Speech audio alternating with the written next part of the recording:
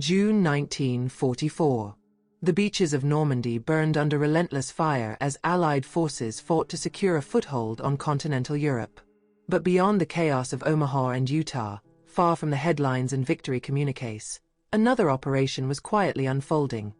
A mission so secret that even those who carried it out would vanish from the official record.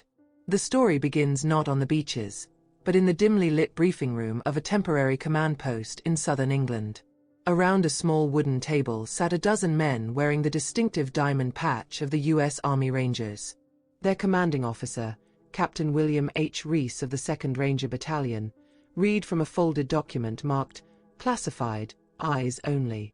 The orders were simple in wording, but impossible in implication. Neutralize enemy radar installations in Normandy sector west of Vierville-sur-Mer. Objective to remain deniable. No acknowledgement upon success or failure. Reese looked around the room. These were seasoned men, many veterans of the training at Achnacarry in Scotland, where they'd learned the art of silent infiltration and close-quarters assault. But this mission was different. No support, no extraction guarantee, no record. The Rangers would be dropped behind enemy lines 2 nights after D-Day, on June 8th. To take out what Allied intelligence believed was a German radar array guiding devastating artillery onto Omaha Beach. The stakes were enormous. In the first 48 hours of the landings, German guns had torn through the 1st Infantry Division, and planners feared the continued bombardment could push the fragile beachhead back into the sea. British intelligence suggested that a hidden radar facility, codenamed Reese-Nord, was coordinating the artillery. Yet the maps were incomplete, the intelligence unverified. Still, someone high up, perhaps in SHAEF, perhaps the OSS, had decided the risk was worth taking. Reese's men spent the next 24 hours preparing. Their equipment was stripped to essentials: M1 carbines, Thompson submachine guns, Fairbairn Sykes fighting knives, and rations for 3 days. Each carried a silk map of Normandy, a compass, and a single cyanide capsule, standard issue for deep infiltration missions. No insignia, no identification tags. If captured, they would be unaffiliated irregulars. At dusk on June 8th, they boarded 2 C-47 Skitrans at an isolated English airstrip. The flight was silent except for the drone of the engines and the occasional flash of anti-aircraft fire below. They dropped near the small Norman village of Saint-Pierre-du-Mont, just miles inland from Point du Hoc, where other Rangers had famously scaled the cliffs days earlier. Reese's detachment, however, would receive no such recognition. Their orders: move east under cover of night, locate the radar installation, and destroy it before dawn. The Norman countryside was a labyrinth of hedgerows, thick, earthen walls that made every field a fortress. Progress was agonizingly slow. The men moved in silence, their boots sinking into the damp soil, the faint smell of gunpowder still drifting from the coast. Twice, they heard German voices in the dark and froze until the patrols passed. One ranger, Private Leo Brenner, later wrote in his field notebook, "It's like walking through a graveyard that stretches forever. You can feel the dead around you." By 0200 hours, they reached a ridge overlooking a small valley. Below, faint green lights pulsed from what appeared to be radar dishes camouflaged under netting. German soldiers moved about, shadows against the faint glow. Reese gave the signal, silent hand gestures they all knew by heart. 2 teams flanked left and right while the main group prepared charges. The plan was swift, brutal, and clean. Then, just before the signal to attack, they saw something unexpected. Not just a radar array, but a heavily fortified communications bunker. Trucks with Wehrmacht insignia stood beside black-painted vehicles bearing no markings at all. Through binoculars, Sergeant Frank Dole caught a glimpse of men in long leather coats entering the bunker. Not regular army, perhaps Gestapo or special weapons officers. Whatever they were, they didn't belong there. Reese hesitated. The mission was to destroy the radar, not engage a full command post. But every minute wasted risked detection. "We do this fast," he whispered. "No prisoners, no traces." The Rangers moved like phantoms, crawling down the slope. Silenced weapons cracked briefly in the night, then detonations followed, Charges planted at the base of the radar masts erupted in columns of fire. Confusion swept through the German defenders. Within minutes, the valley was chaos. But as the Rangers withdrew, an explosion larger than any they'd set ripped through the ground. The entire hill seemed to convulse, throwing men to their knees. Radio chatter from the site blared across open frequencies, one phrase repeating before cutting to static. "Sie haben es gefunden, they found it." Rees's men regrouped amid the smoke, half-deafened and shaken. The radar was gone, their mission complete, but the unexpected blast, the strange personnel, the cryptic transmission, none of it matched what they'd been told. As dawn broke over the French countryside, the survivors began their trek toward the extraction point, unaware that their own disappearance would soon become part of Normandy's unsolved wartime mysteries. Captain Rees made one final note in his field log before they moved: objective destroyed.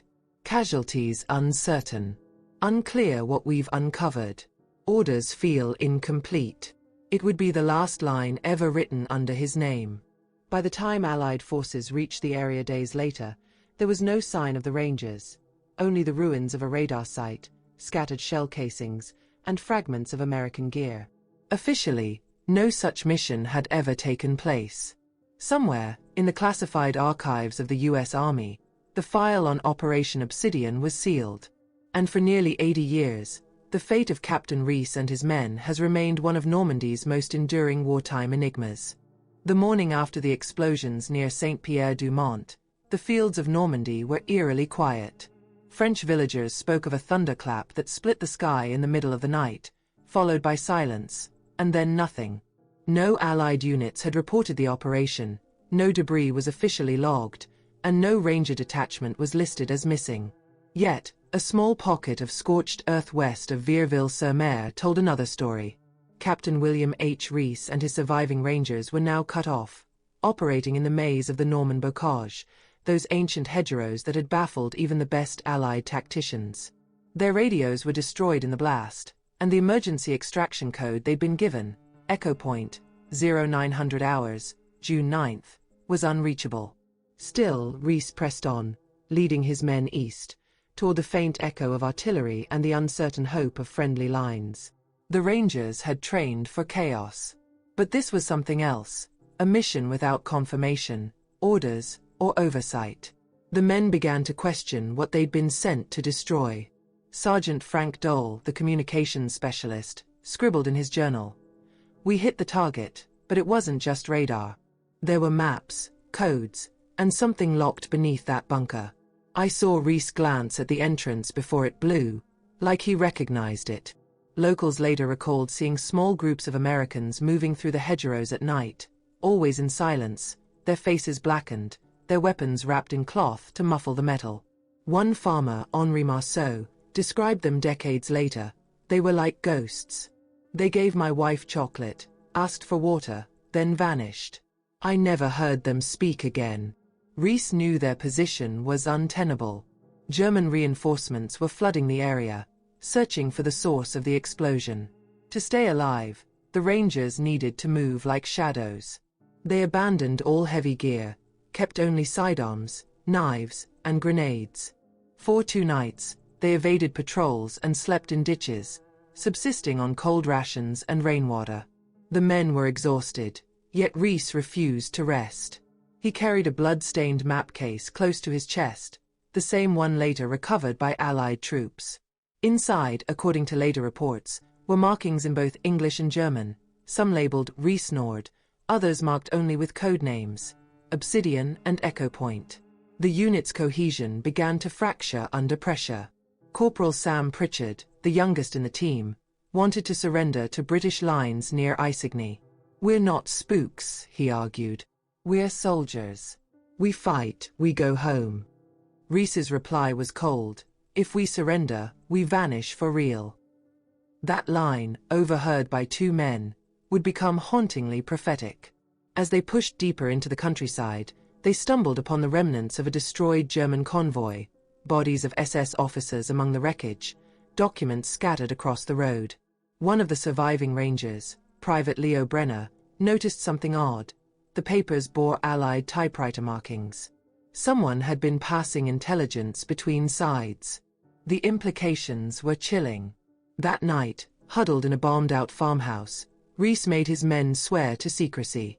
Whatever they had seen or destroyed could never be spoken of. He tore a page from his notebook and wrote a single line before burning it in a candle flame. This wasn't about radar. We silenced something else. The next morning, only 7 men remained. 2 had been captured during a German sweep, another fatally wounded by shrapnel. The survivors continued east, following faint signs of friendly movement. Yet, as they neared the outskirts of Corentin, they noticed something uncanny. Allied forces had already mapped and bypassed the area entirely. No one was coming for them. No extraction. No rescue.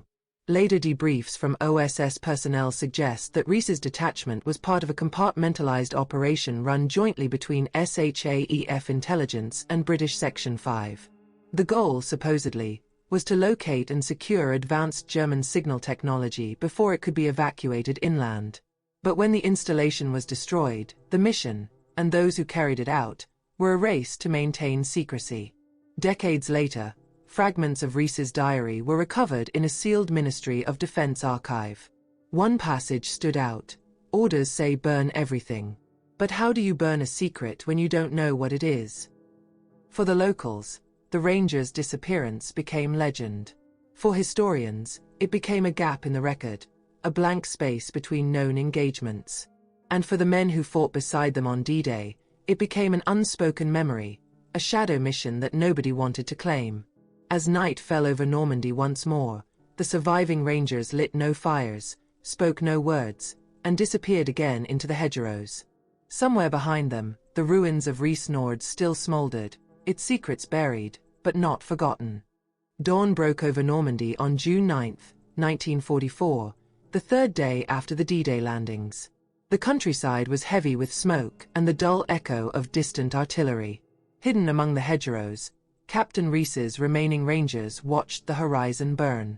The mission, they believed, was complete, the radar destroyed, the path for Allied bombers cleared. But something about the German site gnawed at Rees's mind. The blast that swallowed the bunker had been too large, too deliberate. It wasn't just ammunition cooking off. It was as if someone had detonated it from inside. That morning, Rees spread his surviving map on a barn floor, the edges charred from the explosion. In the corner, scrawled in black pencil, were unfamiliar German words: Nachrichten Zentrale Obsidian. None of the Rangers knew what it meant, but Sergeant Dole noted that it matched one of the code names in their orders. Beneath it, a red arrow pointed inland toward Cannes. Rees suspected it wasn't a coincidence. To the west, Allied command was still fighting to link the beachheads. Communications were patchy. Every message was hours late. The Rangers were on their own. They decided to shadow a retreating German column, hoping it might lead them to a fallback communications site, and perhaps the answer to what they had really destroyed. Moving only at night, they followed the column for 2 days, keeping their distance. From behind the cover of thick hedges, they saw trucks loaded not with troops but with sealed wooden crates marked with lightning bolt insignia, the symbol of the Nachrichtenabteilung, the German signals corps. Among the vehicles was a black staff car bearing an unfamiliar insignia, a stylized serpent. It wasn't Wehrmacht or Luftwaffe. Rees quietly took note of the marking in his logbook. Late on June 9th, they reached a wooded area near La Cam. Through binoculars, they spotted an encampment, radio antennae, generators, and heavily armed guards. The same serpent emblem appeared again, painted on a small communications trailer. Whatever Obsidian was, it had not ended with the destruction of the radar. It was moving inland, deeper into occupied France. Rees called a halt. The Rangers dug in for observation. "We're not here to pick another fight," he said, voice low. "We watch. We learn." The men nodded, though tension hung heavy in the air. They'd already lost half their number and had no way home. Still, they were soldiers, and soldiers needed purpose. That night, they listened. Through stolen field phones, Sergeant Dole tapped into one of the German lines. The messages were encrypted, but a few phrases stood out: Das Objekt ist gesichert. The object is secured. Another voice, more urgent. The Americans were closer than expected. Proceed to Obsidian 2. Rees didn't speak, but the look in his eyes was grim. Private Brenner later recalled in a letter, never mailed, later found in his pack. We weren't supposed to hear that. Whatever the object was, they wanted it moved. And we were the only ones who knew where it had been. Just before dawn, the Rangers prepared to pull back toward friendly lines. But fate intervened. A German patrol discovered their position. A firefight erupted in the hedgerows, sharp and deadly. The Rangers fought fiercely, their training saving them from immediate capture, but the odds were overwhelming. Rees ordered a split, half the team to retreat east, the others to lay covering fire. In the chaos, Sergeant Dole was hit. As Rees dragged him to safety, Dole gasped, "Cap, don't let them bury the truth." He died moments later. The survivors, just 5 men now, escaped into the woods. They were exhausted, bleeding, and utterly cut off. Yet in Dole's pocket, Rees found something extraordinary. A half-burned photograph taken from the German camp. It showed officers standing beside a large, tarp-covered object mounted on a truck bed. Scribbled beneath, in English letters, were the words, "Obsidian device. Do not move." What had American hands been doing labeling German property? Rees didn't know, but it confirmed his worst fear. The operation wasn't just about silencing enemy radar. It was about cleaning up a secret that had already crossed sides. By nightfall, they reached an abandoned farmhouse near Osmanville. Rees wrote a final entry in his field log, Dole dead. Enemy moving something called Obsidian device. Suspect U.S. involvement. Orders unclear. Will proceed toward Corentin. That was the last verifiable account of Captain William H. Rees. When Allied forces swept through the area days later, they found the farmhouse burned to the ground. No bodies were recovered, just a single spent shell casing and the charred remains of a U.S. Army map case. The entry was still legible, smudged but intact. The official record lists the missing Rangers as killed in action, Normandy sector. No mention of a mission. No mention of Obsidian. But to those who've studied the surviving fragments, that word marks the beginning of something far darker, a chapter in Allied intelligence still locked away under layers of wartime secrecy. And somewhere between the villages of La Cam and Osmanville, locals still whisper that on some foggy nights, the sound of distant gunfire echoes through the hedgerows, followed by silence, just like the night the ghost soldiers vanished. By June 12, 1944, the Allied advance had pushed deeper inland, and the world believed Normandy was firmly in Allied hands. But just miles from the front, in a pocket of destroyed farmland near La Cam, a mystery was unfolding that no commander could explain. Reports filtered up from British infantry units, rumors of an unmarked American detachment found dead in German uniform, others of equipment caches that didn't appear on any inventory. All bore the same strange label stamped into their crates, Obsidian. When a patrol from the 29th Infantry Division reached the ruins of the destroyed communications site near Saint-Pierre-du-Mont, they expected to find wreckage. Instead, they found silence. No bodies, no weapons, no papers, only melted metal, fragments of field radios, and a single map case containing a piece of cloth marked Echo Point. The site was later cordoned off by military police, and within 24 hours, men from the Office of Strategic Services, OSS, had arrived and seized the area. The Rangers' commanding officers in England were informed that Rees's detachment was lost in action. Nothing more.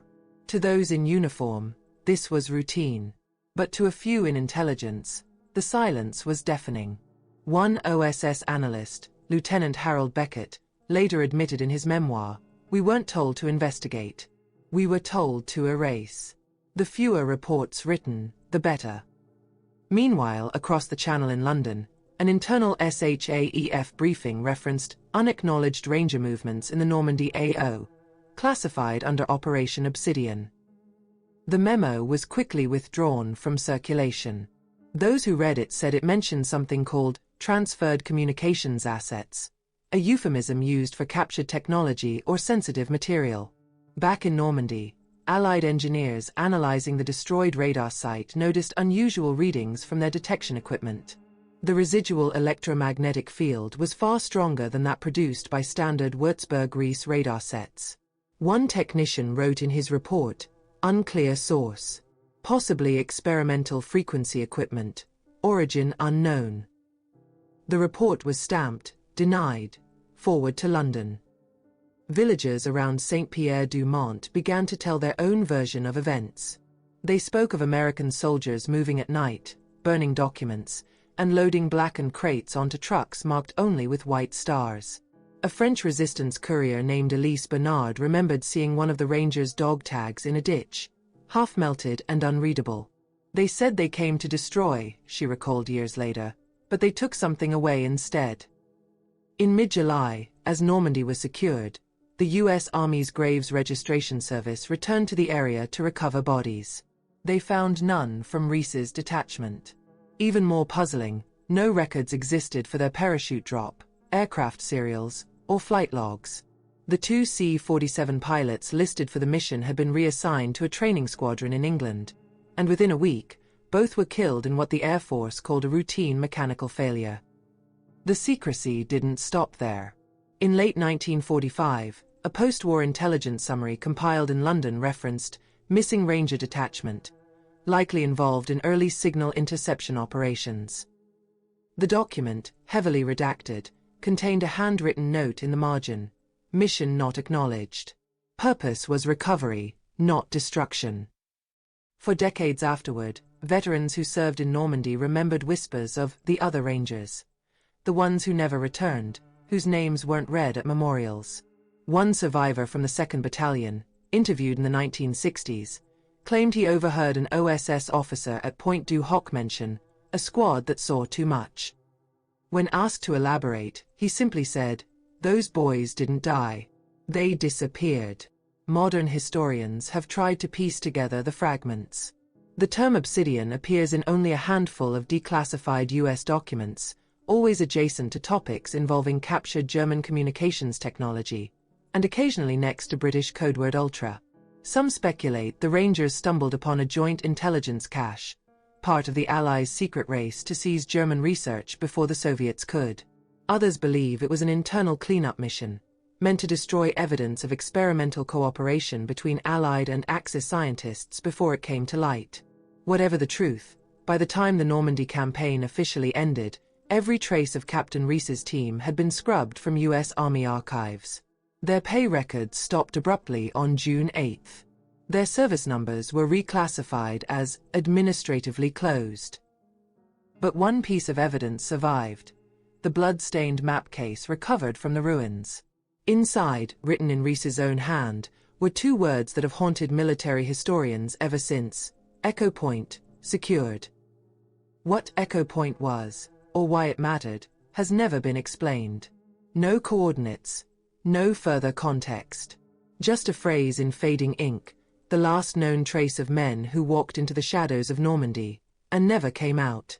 And as the fog rolled once again over the Norman fields that summer, local farmers noticed something strange. The land where the radar station once stood had gone barren.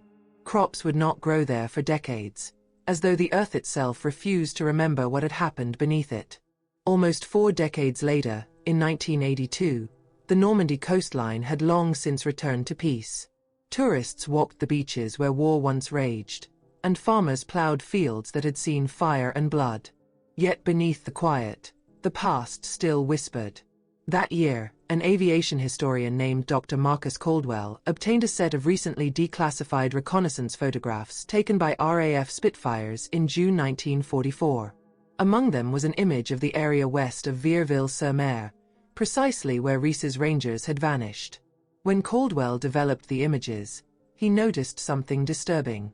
The field showed irregular scorch patterns forming perfect geometric shapes, concentric rings burned into the earth, far beyond the reach of normal munitions. The coordinates matched the last known position of Reese Nord, the radar station Captain Reese was sent to destroy. But the destruction appeared too controlled, too precise. It was as if something had been vaporized from within. Intrigued, Caldwell submitted a request to the U.S. National Archives for any records related to Operation Obsidian. Weeks later, he received a polite denial: no files found. The phrasing was unusual. Not "no existing files," but "no files found," as though someone had deliberately erased them. Around the same time, a BBC documentary on secret Allied missions interviewed former OSS officer James Atwood, who hinted at a classified recovery effort in Normandy involving signal equipment of extreme strategic value. Atwood never mentioned Rees by name, but he did say this: "We weren't there to destroy. We were there to keep something out of the wrong hands, even if those hands were our own." That single line reignited speculation. Historians began to wonder whether Operation Obsidian had been part of the early paperclip operations, efforts to secure German scientific intelligence before the Soviets could claim it. If so, Rees's Rangers may have been the first link in that chain, a team sent to locate something experimental and retrieve it before retreating German forces could destroy it, or before Allied command could deny its existence. In late 1982, a retired U.S. Army signals officer named Colonel Everett Haynes privately contacted Caldwell. He claimed to have been stationed in England during D-Day and remembered briefings about a deniable Ranger detachment operating near Point du Hoc. He refused to speak on record but allowed Caldwell to quote one of his remarks: "Whatever they found out there, it wasn't meant for Europe. It was meant for Washington." Soon after that interview, Haynes was found dead in his home. The coroner listed natural causes, but Caldwell noted the timing. Just 3 days after the colonel had mentioned a sealed crate marked OB-2/Echo being shipped from Cherbourg to Portsmouth under military escort in late June 1944. The shipment's manifest has never been found. By the end of the year, more pieces surfaced. A Freedom of Information request by a British journalist uncovered a short OSS memo from August 1944 referencing the removal of sensitive communications prototypes from Normandy, Project Obsidian. The document contained a chilling final line, typed in red: "Losses acceptable. Evidence must remain buried." That same month, French archaeologists conducting soil surveys near Saint-Pierre-du-Mont detected high concentrations of fused glass and metallic residue consistent with intense localized heat. Their report, quietly published in a regional academic journal, was later withdrawn. Dr. Caldwell's findings were eventually presented at a historical symposium in Cambridge in 1983.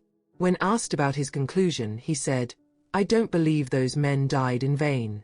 I believe they carried out an order they never fully understood, and paid the price for knowing too much." His words drew silence from the room.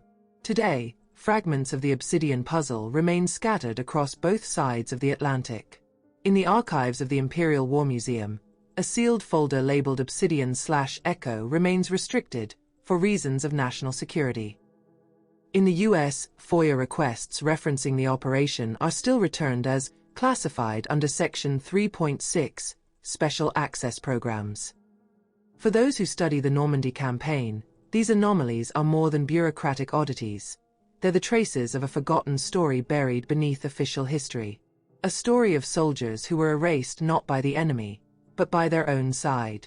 And though no one can say exactly what Captain Rees and his Rangers uncovered beneath that radar site, the enduring silence from both governments suggests one thing: whatever Operation Obsidian was, it still matters. As one British intelligence officer reportedly told Caldwell off the record, "Some shadows are meant to stay buried, even if they wear American boots." 80 years have passed since the guns of Normandy fell silent. The villages that once trembled under artillery now thrive with tourists and quiet farms. Yet, for a small circle of historians and families of the fallen, the story of Captain William H. Rees and his missing Rangers remains an open wound in the grand narrative of victory. Their names never appeared on the official D-Day rolls, their mission never cited in reports. To history, they simply vanished. In 2020, a French farmer named Alain Dubois was ploughing a field near Saint-Pierre-du-Mont when his tractor struck metal. Buried just beneath the soil was a rusted U.S. ammunition box, sealed tight and wrapped in oilcloth. Inside lay a waterlogged notebook, its pages still faintly legible. Written across the cover, in smudged ink, were the words, Captain W. H. Rees, Field Log. Historians were electrified. Forensic analysis confirmed the paper and ink dated to mid-1944. The log's contents, though fragmented, offered the first direct insight into what had happened during those missing days. Rees's final entry read, "We've reached Echo Point. Orders fulfilled. Extraction uncertain. If this is found, know that we acted under command, though command was never clear." No coordinates were listed, but nearby pages included sketches of a bunker complex unlike any known German radar site, complete with underground levels and a sealed vault marked Obsidian device. The notebook reignited global interest. Military archives in the US and UK were flooded with renewed requests for declassification. Both governments issued near-identical responses, "No records responsive to your inquiry." Yet, several weeks after the notebook's discovery, a previously unknown American team arrived in Normandy, claiming to be environmental specialists. They cordoned off the dig site and removed the remaining fragments of Rees's gear under the pretense of hazardous material recovery. No report of their findings was ever released.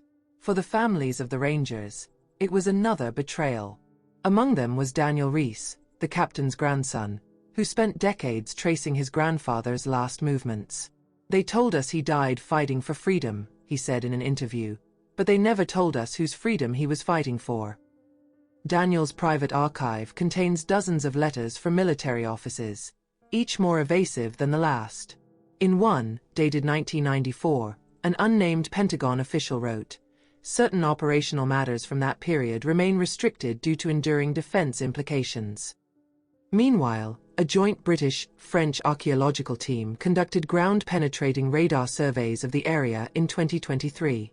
Beneath the supposed location of Rees Nord, they discovered a subterranean chamber, collapsed, but clearly man-made, containing metallic traces inconsistent with wartime steel.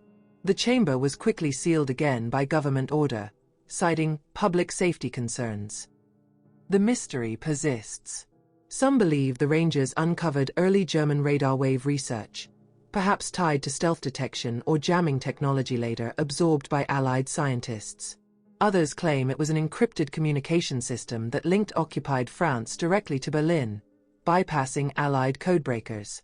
A few more cautious voices suggest something far simpler, that Rees and his men were sacrificed in a shadow war between rival intelligence agencies, their mission a race to conceal an internal conflict at the dawn of modern espionage. Whatever the truth, the evidence remains scattered across continents. Bits of logbooks, half-burned memos, and faded photos locked in classified archives. What cannot be erased, however, is the human story. A dozen young Americans who followed orders into the fog of war, never to return. Today, the fields of Normandy bloom again, but locals still find traces, spent cartridges, fragments of uniforms, and once, the jagged edge of a Ranger insignia unearthed by the tide. They call that place Le Champ de Ombres, the Field of Shadows. As historians continue to search for answers, one phrase from Rees's final entry stands out like a warning and an epitaph: "Orders fulfilled. Extraction uncertain." And perhaps that's the final truth of Operation Obsidian, that in war, some missions are not meant to be remembered. Some victories come at the cost of silence. And some heroes, buried beneath layers of secrecy, remain forever hidden in the shadows of Normandy.